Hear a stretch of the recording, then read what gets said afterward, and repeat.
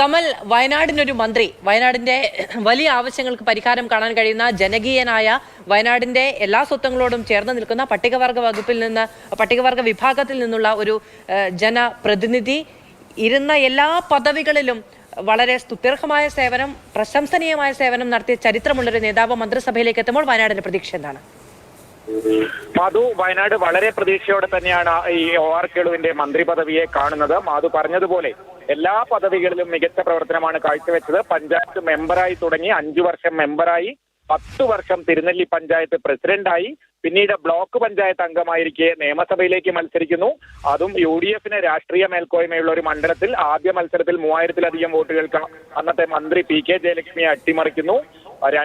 രണ്ടാം തവണ 9000-ലധികം വോട്ടുകൾക്ക് 3 ഇരട്ടിയായി ഭൂരിപക്ഷം വർദ്ധിപ്പിച്ചാണ് OR കേളു രണ്ടാം തവണയും നിയമസഭയിലെത്തിയത്. മണ്ഡലത്തിന്റെ അടിസ്ഥാന സൗകര്യ വികസനത്തിലാണ് അദ്ദേഹം ഈ MLA എന്ന നിലയിൽ ഇത്രയും കാലം പ്രാമുഖ്യം നൽകിയത്. പ്രത്യേകിച്ച് റോഡുകളുടെ വികസനത്തിൽ വളരെയധികം മുന്നോട്ട് പോകാൻ മാനന്തവാടി മേഖലയ്ക്ക് കഴിഞ്ഞിരുന്നു. അതുകൊണ്ട് തന്നെ അദ്ദേഹം മന്ത്രി പദവിയിലെത്തുമ്പോൾ കൂടുതൽ പദ്ധതികൾ, പ്രത്യേകിച്ച് അദ്ദേഹം പട്ടികവർഗ വിഭാഗമായ കുറിച്യ സമുദായത്തിലെ അംഗമാണ്. ആ വിഭാഗത്തിൽ നിന്നൊരാൾ മന്ത്രി പദവിയിലേക്ക് എത്തുമ്പോൾ വലിയ പ്രതീക്ഷയുണ്ട്. മുൻപ് PK ജയലക്ഷ്മി ഇതേ സമുദായത്തിന്റെ പ്രതിനിധി ആയി തന്നെയാണ് മന്ത്രിയായത്. ഇപ്പോൾ OR കേളുവും അതേ വകുപ്പ് തന്നെ കൈകാര്യം ചെയ്യുന്ന മന്ത്രിയാവുകയാണ്. മറ്റൊരു പ്രത്യേകത, CPIM ആദ്യമായാണ് വയനാട്ടിൽ നിന്ന് ഒരു നേതാവിനെ മന്ത്രിയാക്കുന്നത് എന്നതാണ്.